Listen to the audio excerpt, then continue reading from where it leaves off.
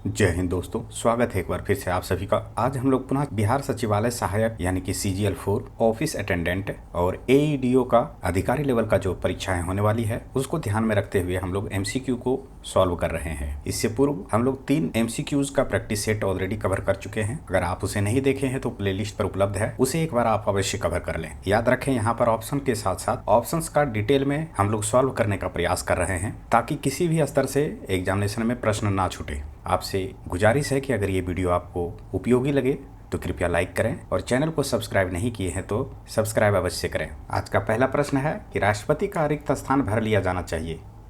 इसका उत्तर है option B 6 माह में। नेक्स्ट है मनमोहन सिंह के संबंध में निम्न में से कौन सा कथन सही नहीं है। 39 का उत्तर है सी वित्त आयोग के पूर्व अध्यक्ष। ये गलत है। बाकी बात भारत के वे पूर्व वित्त मंत्री रहे थे, ये सत्य कथन है। भारतीय रिजर्व बैंक के वे पूर्व गवर्नर भी रहे थे, ये भी सत्य है।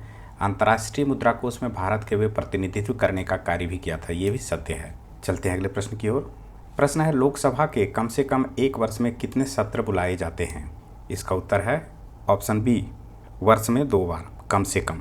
किस अनुच्छेद के अंतर्गत ये प्रावधान किया गया है तो आपको ध्यान में रखना है 85 अनुच्छेद 85(1) में यह कहा गया है कि राष्ट्रपति समय पर संसद के प्रत्येक सदन को ऐसे समय और स्थान पर जो ठीक समझे अधिवेशन के लिए आहूत करेंगे यानी कि बुलाएंगे। अर्थात राष्ट्रपति को सत्र बुलाने का अधिकार है, लेकिन संसद के 2 सत्रों के बीच अधिकतम अंतराल 6 माह से अधिक नहीं होनी चाहिए, है ना, ये मिनिमम है। लेकिन सामान्यतः वर्ष में 3 सत्र होते हैं। पहला सत्र को कहते हैं बजट सत्र, जो कि फरवरी से मई के बीच होता है। दूसरे सत्र को कहते हैं मानसून सत्र, जो कि जुलाई से सितंबर के बीच होता है।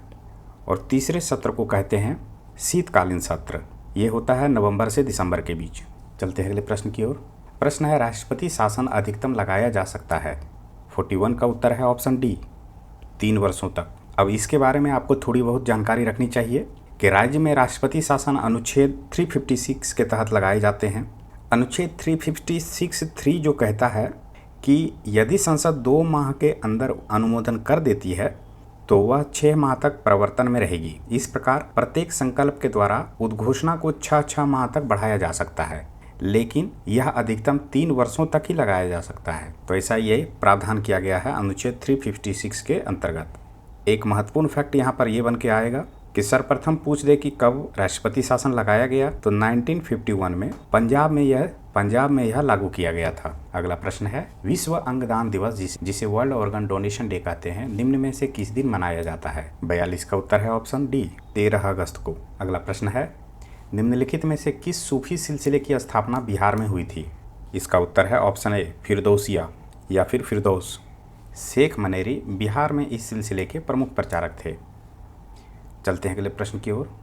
प्रश्न है कि दुर्लभ धातु वेनेडियम किस भारतीय राज्य में पाया जाता है। 44 का उत्तर है ऑप्शन डी अरुणाचल प्रदेश में।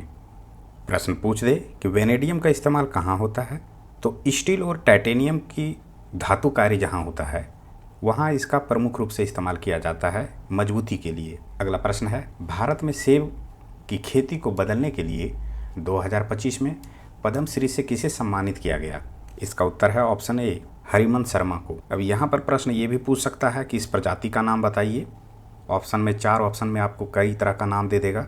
इसका उत्तर होगा HRMN99। ये सेब की एक प्रजाति है जो स्वपरागन करने में यानी सेल्फ पोलिनेशन करने में सक्षम है। चलते हैं अगले प्रश्न की ओर। प्रश्न है जनवरी 2025 में डोनाल्ड ट्रंप के साथ उपराष्ट्रपति के रूप में किसने शपथ ली। 46 का उत्तर है ऑप्शन सी सही उत्तर होगा JD वेंस। प्रश्न है खो खो विश्व कप 2025 के महिला और पुरुष दोनों फाइनल किस देश ने जीते। इसका उत्तर है ऑप्शन बी भारत। खो खो विश्व कप कहाँ हुआ था तो आपको याद रखना है दिल्ली में हुआ था। अगला प्रश्न है 2026 राष्ट्रमंडल खेल किस शहर में आयोजित किए जाएंगे। 48 का उत्तर है ऑप्शन बी ग्लासगो। ग्लासगो किस देश के अंतर्गत आता है तो आपको याद रखना है स्कॉटलैंड। ये राष्ट्रमंडल खेल कब होना है तो 2026 में। अगला प्रश्न है साहित्य में 2024 का नोबेल पुरस्कार किसे प्रदान किया गया। 49 का उत्तर है ऑप्शन बी हान कांग को। ये कहाँ की रहने वाली है आपको ध्यान में रखना है, ये दक्षिण कोरिया की लेखिका है। अगला प्रश्न है निम्नलिखित में किसे 2024 में मेजर ध्यानचंद खेल रत्न पुरस्कार प्राप्त हुआ। 50 का उत्तर है ऑप्शन बी मनु भाकर को। यहाँ पर महत्वपूर्ण पॉइंट ये है कि मनु भाकर के साथ साथ मेजर ध्यानचंद खेल रत्न पुरस्कार, डी गुकेश जो कि विश्व शतरंज चैंपियनशिप में भाग लेने वाले खिलाड़ी हैं, हरमनप्रीत सिंह जो कि पुरुष हॉकी टीम के कप्तान हैं, प्रवीण कुमार जो कि पैरा ओलंपिक में इन्होंने स्वर्ण पदक जीता था, इन सभी को मेजर ध्यानचंद खेल रत्न पुरस्कार दिया गया है। तो चूंकि यहाँ पर ऑप्शन में सिर्फ मनु भाकर का नाम था, इसलिए ऑप्शन बी सही उत्तर होगा। तो अन्य नामों को भी आपको ध्यान में रखना है। चलते हैं अगले प्रश्न की ओर। यहाँ पर हम लोग चर्चा करेंगे सामान्य विज्ञान से महत्वपूर्ण MCQs को, जिसमें से सर्वप्रथम इन 4 ऑप्शन में हमें बताना है कि कौन सा ऊर्जा का वाणिज्यिक स्रोत नहीं है। 51 का उत्तर है डी ईंधन। देखिए, इसके बारे में डिफाइंड ये किया गया है कि कृषि अपशिष्ट जैसे कि भूसा इत्यादि और जीव जंतु अपशिष्ट जैसे कि गोबर इत्यादि ये गैर वाणिज्यिक ऊर्जा के महत्वपूर्ण घटक हैं। सामान्यतः इनका उपयोग ग्रामीण क्षेत्रों में मुख्य रूप से खाना पकाने के लिए किया जाता है। बाकी बात अन्य जो है कोयला है, पेट्रोलियम है, प्राकृतिक गैस है, ये सभी क्या है तो वाणिज्यिक ऊर्जा के प्रमुख घटक हैं। इस कारण से ऑप्शन डी को यहाँ पर ईंधन के रूप में गैर वाणिज्यिक स्रोत के रूप में माना गया है। अगला प्रश्न है जीवाणु की खोज किसने की थी। 52 का उत्तर है ए एंटोन वॉन ल्यूवेनहॉक। सर्वप्रथम तो आपको याद रखना है कि जीवाणु को ही अंग्रेजी में बैक्टीरिया कहते हैं। तो ल्यूवेनहॉक द्वारा 17 सितंबर 1683 ईस्वी में इसकी खोज की गई थी।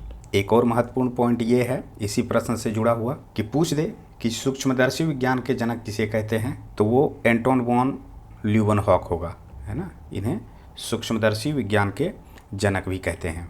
चलते हैं अगले प्रश्न की ओर। एक विशेष कार्य करने वाले समान कोशिकाओं के समूह को क्या कहते हैं। इसका उत्तर है उत्तक। उत्तक क्या है तो समान कोशिकाओं का एक समूह है जो एक विशिष्ट कार्य को निष्पादित करने हेतु एक साथ कार्य करते हैं। अगला प्रश्न है निम्नलिखित में अधिवृक्क रस यानी कि एड्रीनेलिन को हम किस श्रेणी में रख सकते हैं। इसका उत्तर है हार्मोन। इस हार्मोन की महत्वपूर्ण भूमिका कहाँ होती है ये आपको ध्यान में रखना है। तो वो होगा मांसपेशियों में, हार्ट में, गति देने के लिए, ब्लड शुगर को मेंटेन करने के लिए, साथ ही साथ पुतली की मूवमेंट जो होती है, आंखों की पुतलियों की मूवमेंट, उसमें एड्रेनालिन की भूमिका महत्वपूर्ण होती है। चलते हैं अगले प्रश्न की ओर। प्रश्न है कि अति शीतलन यानी कि सुपर कूलिंग किसी द्रव को ब्लैंक स्पेस है शीतल करना होता है। 55 का उत्तर है ऑप्शन बी हिमांक के नीचे। अति शीतलन क्या है तो याद रखना है एक ऐसी प्रक्रिया है जो कि तरल को ठोस अवस्था में परिवर्तित किए बिना इसे हिमांक बिंदु से नीचे ठंडा करके रखा जाता है। चलते हैं अगले प्रश्न की ओर। प्रश्न है प्रकाश के एक माध्यम से दूसरे माध्यम में गुजरने पर उसकी दिशा में होने वाली परिवर्तन की घटना को क्या कहते हैं। 56 का उत्तर है अपवर्तन।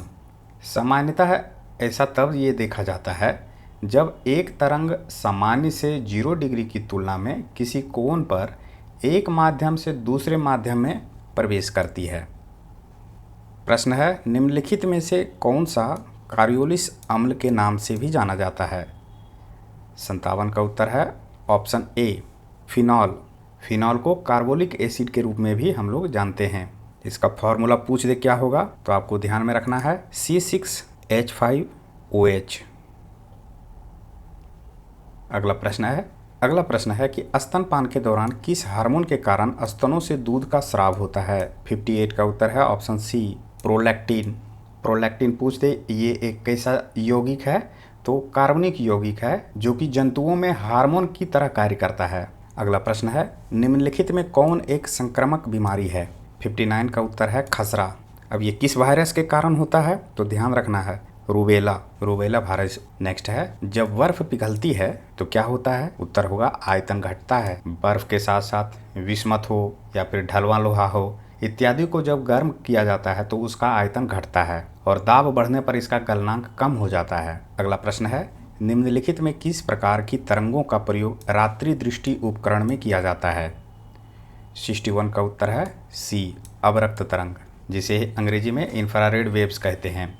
ये तो सभी कोई जानते हैं लेकिन इसका तरंग दैर्घ्य कितना होता है ये बहुत कम को पता है। तो यहाँ पर मैं आपको बता रहा हूँ कि इसका तरंग दैर्घ्य जो होता है 750 nm से 1 nm के बीच होता है इंफ्रारेड का वेवलेंथ।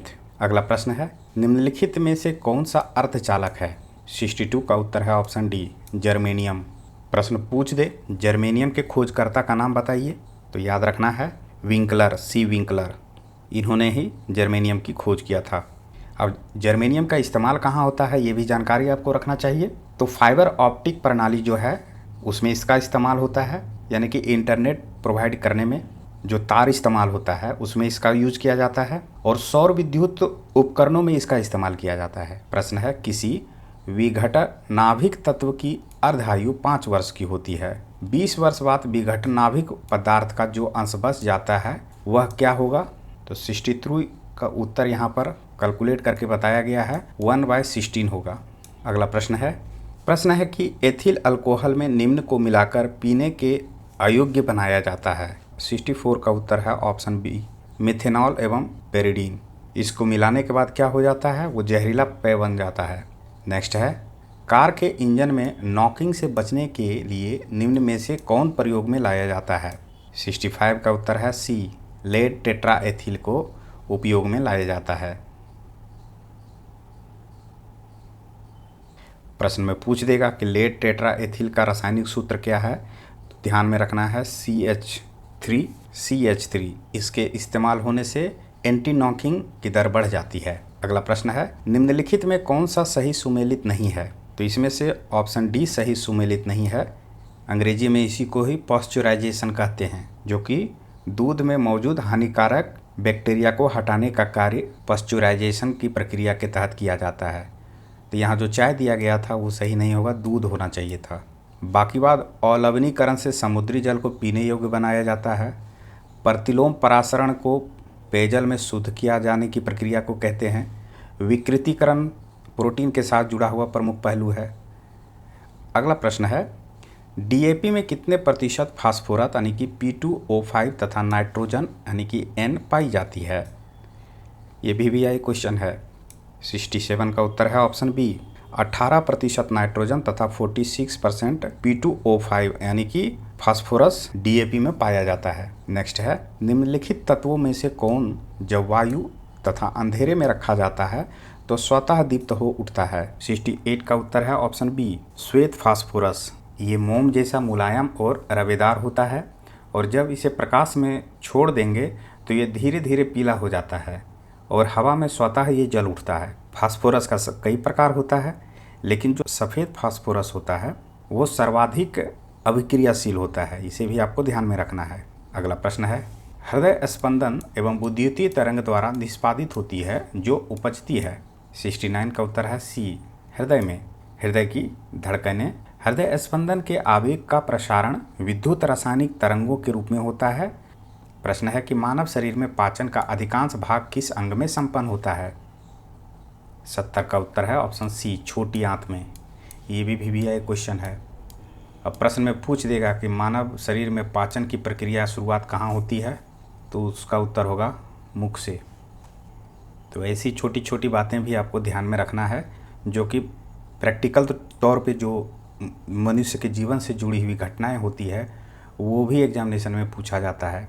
अगर पूछ दे छोटी आंत की लंबाई कितनी होती है, तो एवरेज इसकी लंबाई 6 मीटर से अधिक होती है या 6 मीटर के आसपास होती है। इसे भी आपको ध्यान में रखना है। प्रश्न है, घाव को भरने में सहायक विटामिन कौन सा है? 71 का उत्तर है option B, vitamin C. Next है, हमारे शरीर में त्वचा तल के नीचे विद्यमान वसा निम्नलिखित के विरुद्ध अवरोधक का काम करती है। तो इसका उत्तर होगा शरीर की ऊष्मा क्षय, यानी कि हमारे शरीर में जो त्वचा तल के नीचे मौजूद वसा है यानी कि फैट है, वो शरीर के ताप को बाहर निकलने से रोकती है और यह ठोस रूप में शरीर को ऊर्जा प्रदान करती है तथा शरीर के विभिन्न अंगों को चोटों से बचाती है। तो ये इसका महत्वपूर्ण कार्य है। अगला प्रश्न है, निम्नलिखित में कौन सा पादप हार्मोन है? 73 का उत्तर है ऑप्शन डी, साइटोकाइनिन। इसकी खोज किसने किया था? इसे आपको ध्यान में रखना है। तो मिलर साहब ने इसका खोज किया था। ये अम्लीय होता है या फिर क्षारीय हार्मोन होता है? तो आपको याद रखना है ये क्षारीय हार्मोन होता है। चलते हैं अगले प्रश्न की ओर। प्रश्न है, डेंगू बुखार में मानव शरीर में निम्नलिखित में से किसकी कमी हो जाती है? इसका उत्तर है प्लेटलेट्स की। इसका मुख्य कार्य क्या होता है? तो रक्त वाहिकाओं में रिसाव होता है तथा रक्त में प्लेटलेट का स्तर कम हो जाता है। इसे एक और नाम से जाना जाता है, आपको ध्यान में रखना है, उसे कहते हैं शॉक सिंड्रोम, क्योंकि इसमें रक्त दाब कम हो जाता है। इस तरह से यहाँ पर हम लोगों ने प्रैक्टिस सेट 2 को यहाँ पर समाप्त किए हैं। नेक्स्ट क्लास में हम लोग प्रैक्टिस सेट 3 को देखेंगे और साथ ही साथ उससे जुड़े हुए महत्वपूर्ण फैक्ट की भी चर्चा करेंगे। मिलते हैं नेक्स्ट क्लास में, तब तक के लिए धन्यवाद।